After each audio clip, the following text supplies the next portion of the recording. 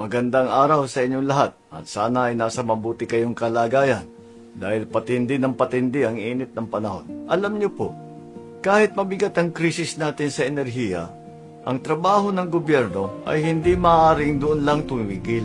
Patuloy ang paggawa ng mga kalye at daan, patuloy ang pangangalaga sa mga may sakit, sa mga estudyante.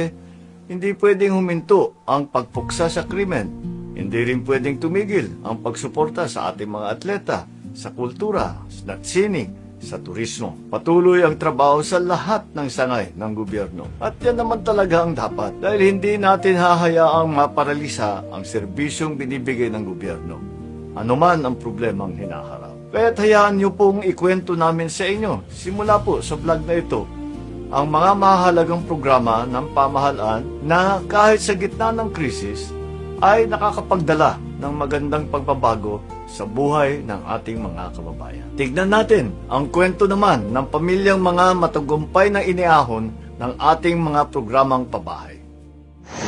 Sa loob ng maraming taon, libu-libong pamilyang Pilipino ang walang maayos na tirahan. Hirap makakuha ng pabahay. Kung meron man, hindi angkop sa disenteng pamumuhay. Iisa ang pangarap ng bawat pamilya, ang magkaroon ng sariling tahanan. Ang mga pangarap nyo, ang pangarap din ng Pangulo. Kaya agad inilunsad ni Pangulong Ferdinand Marcos Jr. ang pambansang pabahay para sa Pilipino Program o 4PH.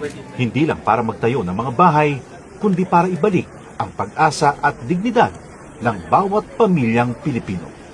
Noong nakaraang linggo, binalikan ng Pangulo ang ilan sa mga housing projects sa Pampanga para tiyakin na ang bawat pamilya may tunay na pagkakataong magkaroon ng sariling tirahan at ang bawat tahanan, ligtas at dekalidad. Nakakatuwa makita mo na mas maginhawa at mas maganda ang buhay ng ating mga kababayan.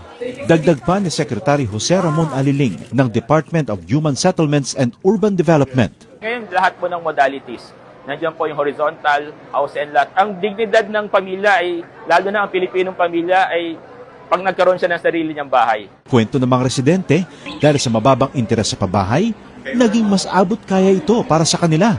Ibinaba kasi ng gobyerno sa 1 to 3% ang subsidized interest rate para sa mga kwalipikadong benepisyaryo ng socialized housing project, aninsunod pa rin sa utos ng Pangulo. Yung mga kulang na bahay ay kagawa natin ng paraan upang lahat ng nangangailangan ng pabahay ay gagawin natin. Sa buong bansa, tuloy-tuloy ang trabaho. Isa-isang inaayos sa mga bagay na magpapagaan sa buhay ng mga Pilipino. Kasama na rito ang disente at sariling tirahan na hindi lang pangarap, kundi tahanang nabubuksan para sa bawat Pilipino.